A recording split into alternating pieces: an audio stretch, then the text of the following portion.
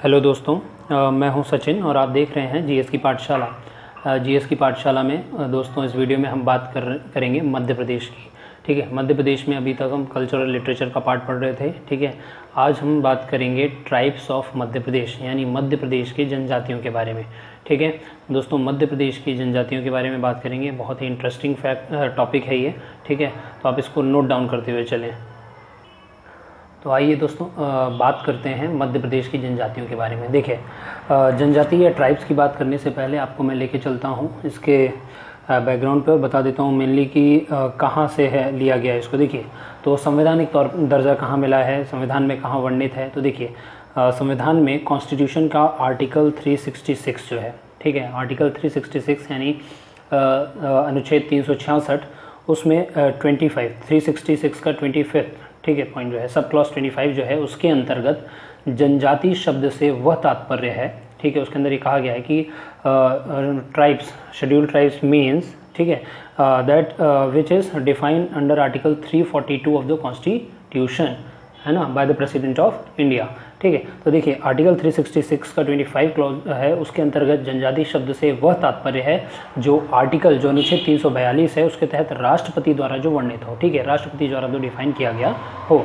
ठीक है, तो फिर आर्टिकल 342 है, उसमें आर्टिकल 342 के अंदर राष्ट्रपति अगर किसी समुदाय को जो है अगर चिन्हित कर दें कि इनको जो है जनजाति में जो है शामिल किया जाए, जनजातियों की श्रेणी में शामिल किया जाए, तो ठीक है, उनको जो है फिर संसद किसी भी ऐसे जनजाति समुदाय को या उसके किसी अंश को, ठीक है, संसद, ध्यान दीजिए आप, पार्लियामेंट, ठीक है, पार्लियामेंट जो है ऐसे किसी भी ट्राइबल ग्रुप को या उसके किसी भी ऐसे सब ग्रुप को जनजाति घोषित कर सकता है अथवा उसे उस समुदाय से हटा भी सकता है। ठीक है, तो करेगा कौन? तो संसद, ये पॉइंट आपको ध्यान रखना है। ठीक है, उसको जो है शामिल भी कर सकता है उस समुदाय में, ठीक है, वो जनजाति घोषित कर सकता है और समुदाय से उसको हटा भी सकता है। तो ये चीज़ें मेन है। ठीक है, आपको आर्टिकल ध्यान रखना है कहाँ है, तो आर्टिकल 366 क्लॉज 25 में ट्राइब वर्ड का वर्णन है और उसको डिफाइन कहाँ किया गया है, तो आर्टिकल 342 के अंदर राष्ट्रपति के द्वारा जो है उनको बताया जाता है। ठीक है, देखिए कुछ नोटेबल फैक्ट्स देख लेते हैं। तो भारत में जो सबसे ज़्यादा जनजाति पाई जाती है जनसंख्या के आधार पर देखा जाए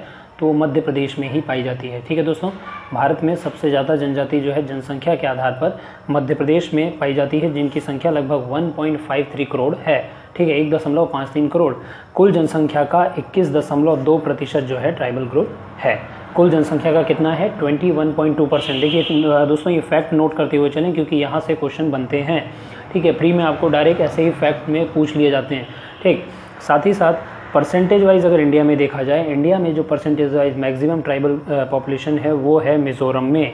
ठीक है, 94.4% जो है with respect two percent wise जो पॉपुलेशन है वहाँ की मिज़ोरम की, वो 94.4%। इट मीन्स मैक्सिमम जो है ट्राइबल पॉपुलेशन कहाँ है भारत में, परसेंट के हिसाब से वो मिज़ोरम में है, 94.4%।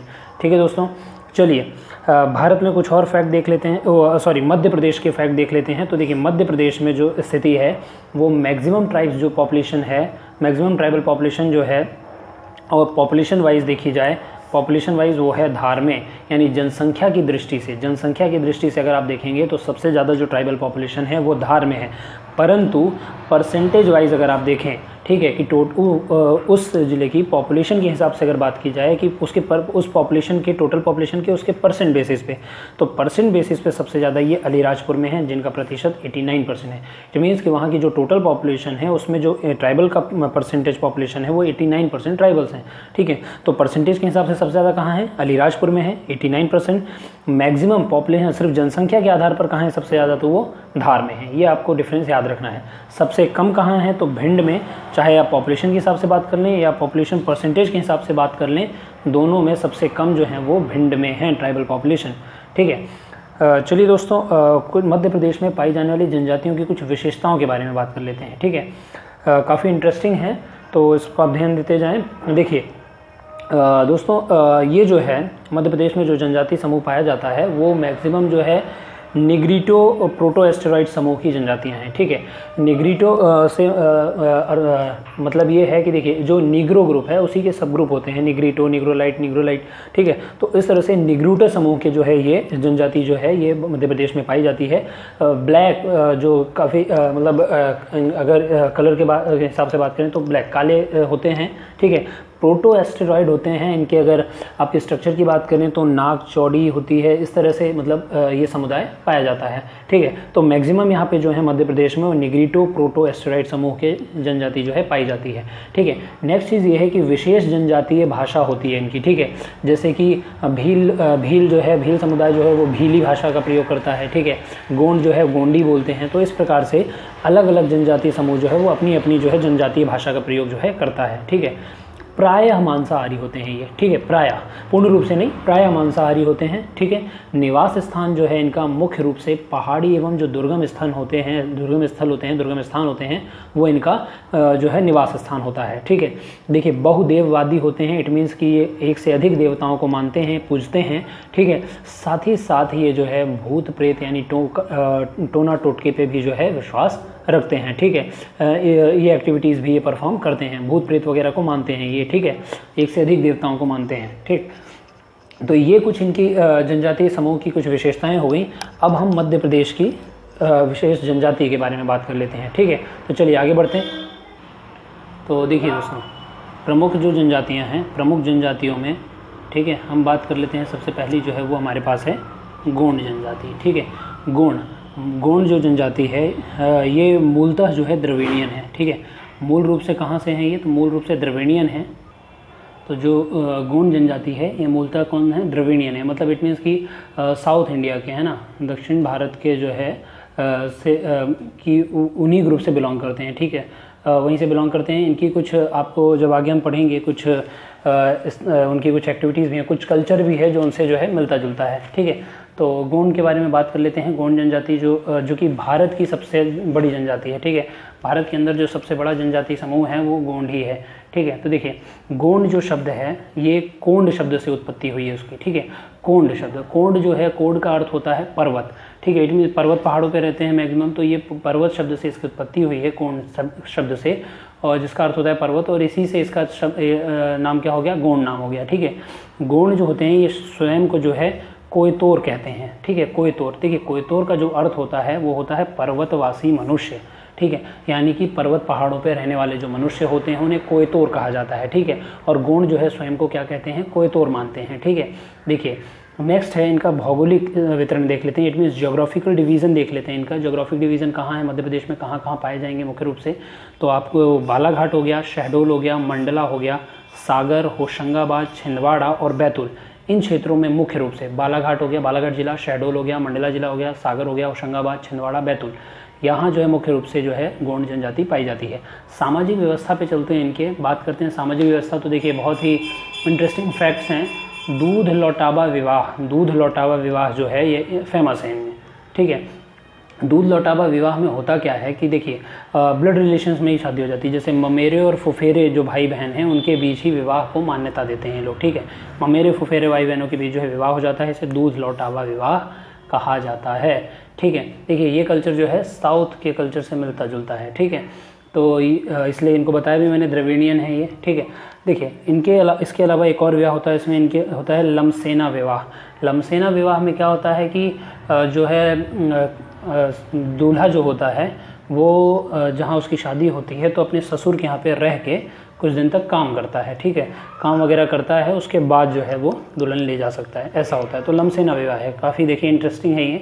इसके अलावा पठौनी है, एक चढ़ विवाह है। तो इस तरह के विवाह जो है आपको गोंड जनजाति में देखने को मिलेंगे। ठीक है, प्रमुख देवता कौन है, तो प्रमुख देवता इनके भी बूढ़ा देव, दूल्हा देव और ठाकुर देव जो हैं इसके गोंड जनजाति के प्रमुख देवता हैं। ठीक है, सबसे मोस्ट इंपॉर्टेंट थिंग इसकी उपजातियों पे नज़र डालते हैं। तो जो उपजाति है इनकी अगरिया जो हैं, अगरिया देखिए ये लोहे का काम करने हैं, मतलब एक तरह से लोहार वाले जो काम करते हैं ये इन्हीं की उपजाति है, एक अगरिया जनजाति। ठीक है, उसके अलावा प्रधान जो होते हैं ये पुजारी जनजाति होती है इनकी। ठीक है, पुजारी वगैरह होते हैं। ठीक है, तो देखिए प्रधान जो है इनकी उपजनजाति, ये उपजाति जो है इनकी प्रधान, ये पुजारी लोग होते हैं, मतलब मंदिरों में पूजा वगैरह परफॉर्म कराने का काम जो है ये प्रधान जनजाति करती है। इसके अलावा कोयला भूतिस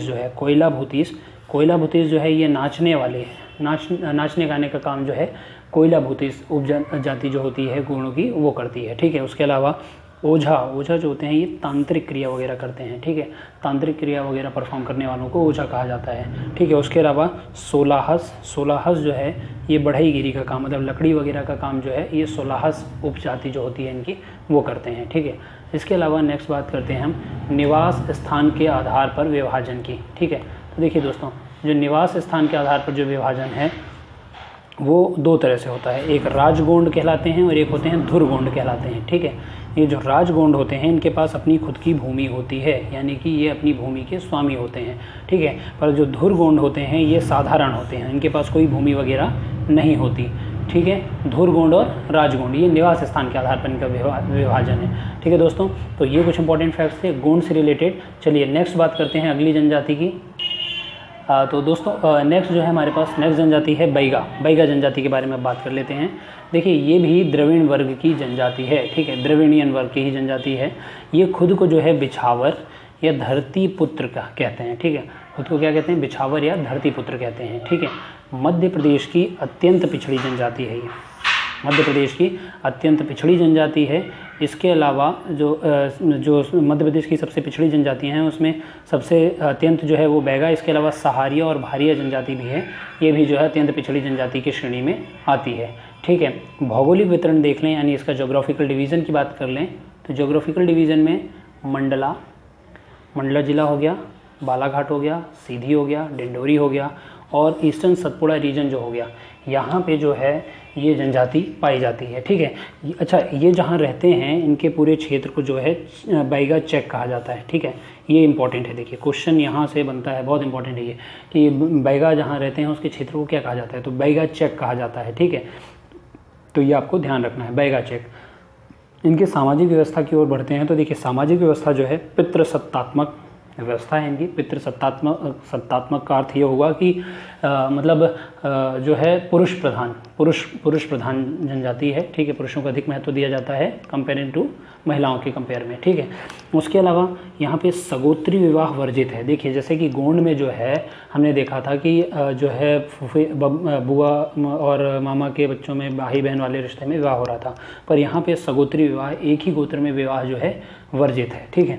इनकी खुद की पंचायत भी होती है जिसे जाति पंचायत कहते हैं। ये लोग अपने डिसीजन वगैरह जो है खुद ले लेते हैं वहाँ पे, ठीक है, जाति पंचायत का ही जाती है वो, ठीक है। देखिए एक प्रमुख नृत्य जो ये लोग नृत्य वगैरह है इनका प्रमुख, वो है कर्मा, शैला और परधौनी। ये आप ध्यान रखें नाम, परधौनी और कर्मा मुख्य रूप से नाम याद रखें। कौन सी जनजाति करती है, तो बैगा, कर्मा और परधौनी नृत्य, शैला इसके अलावा, ठीक है।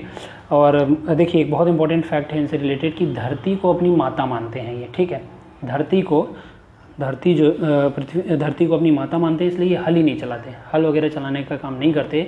इनका मानना होता है कि अगर हम हल चलाएंगे तो उससे धरती माता की छाती जो है वो छल्ली हो जाएगी, तो इसलिए ये क्या करते हैं, ये हल ही नहीं चलाते, ठीक है, अपनी माता मानते हैं, बहुत ज़्यादा पूजते हैं धरती को ये, ठीक है। इसीलिए ये लोग क्या करते हैं, शिफ्टिंग कल्टीवेशन अपनाते हैं, ठीक है, शिफ्टिंग कल्टीवेशन अपनाते हैं, जंगलों को काटते हैं, ठीक है, वहाँ खेती की 1 साल 2 साल, फिर वहाँ से कहीं बढ़ गए, फिर जंगलों को काटा, फिर इसी को कहा जाता है शिफ्टिंग कल्टीवेशन, ठीक है। इसको जो है किस नाम से जानते हैं, क्या नाम देते हैं शिफ्टिंग कल्टीवेशन को, बैगा जो जनजाति है ये बेवार, पोंडू दाही या दहिया जो है कहते हैं, ठीक है। बेवार, दाही पोंडू या दहिया, इस नामों से जो है इस नाम से पुकारते हैं इसको, ठीक है। ये मुख्य रूप से देखिए सरकार ने इनके लिए जो है बैगा जनजाति जो है इनके लिए मंडला और शहडोल में सरकार के द्वारा कुछ अनुमति प्रदान है इनको, ठीक है, कि कुछ क्षेत्र में जो है ये शिफ्टिंग कल्टीवेशन जो है कर सकते हैं, ठीक है, इस प्रकार की कृषि जो है कर सकते हैं। मंडला और शहडोल के कुछ क्षेत्र में सरकार ने इनको अनुमति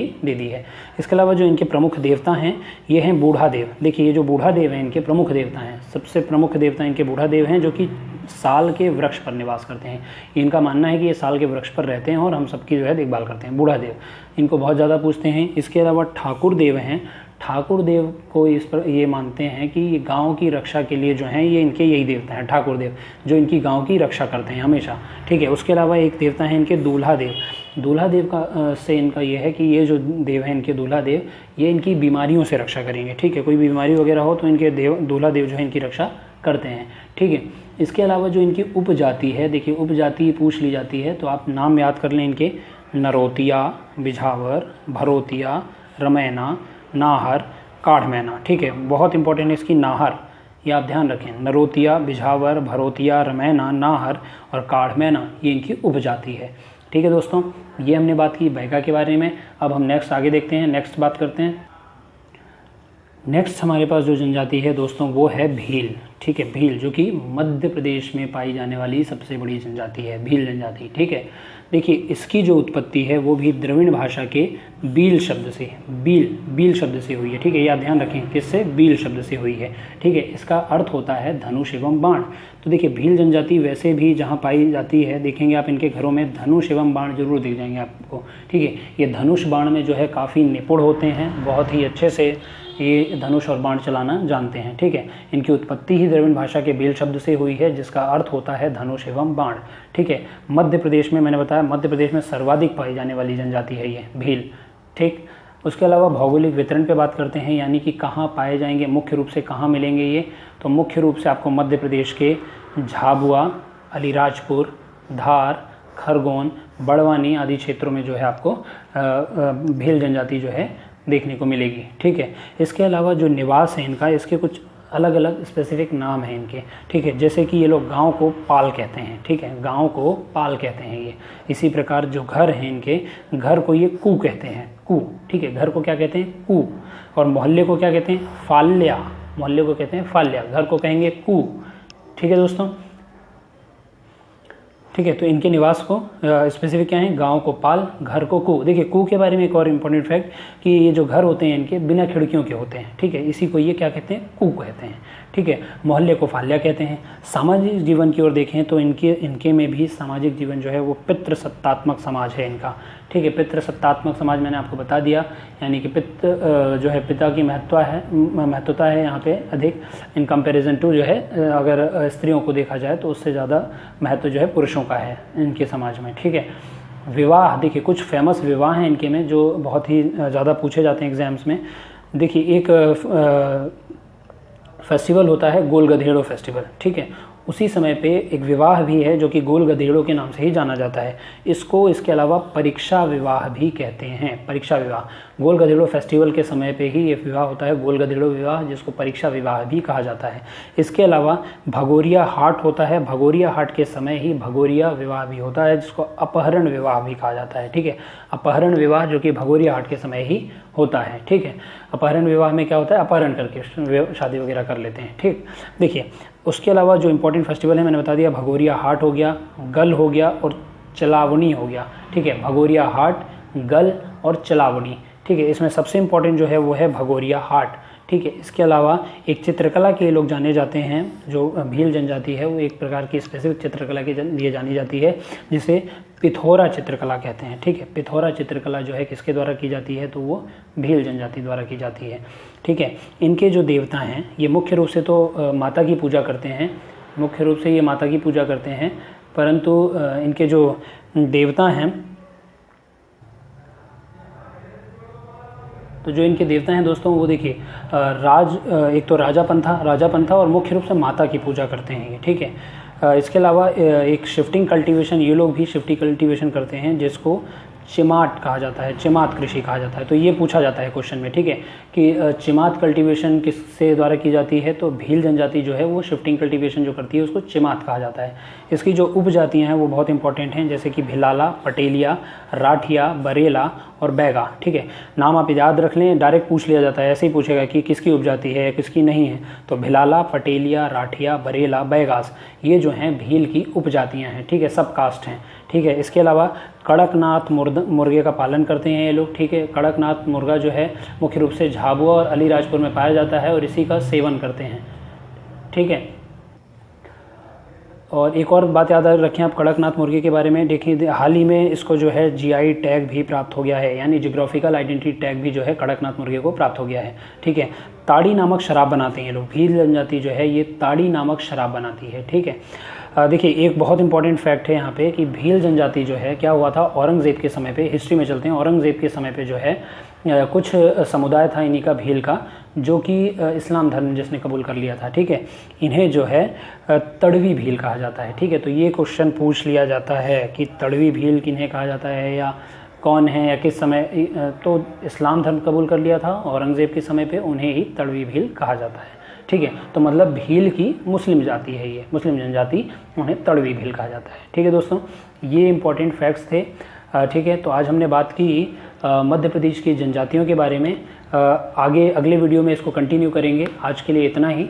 तो दोस्तों, आप हमारे वीडियोस इसी प्रकार देखते रहिए और प्लीज़ वीडियोस को लाइक कीजिए और अपने ज़्यादा से ज़्यादा दोस्तों के साथ शेयर भी कीजिए और प्लीज़ हमारे चैनल को सब्सक्राइब ज़रूर कीजिए।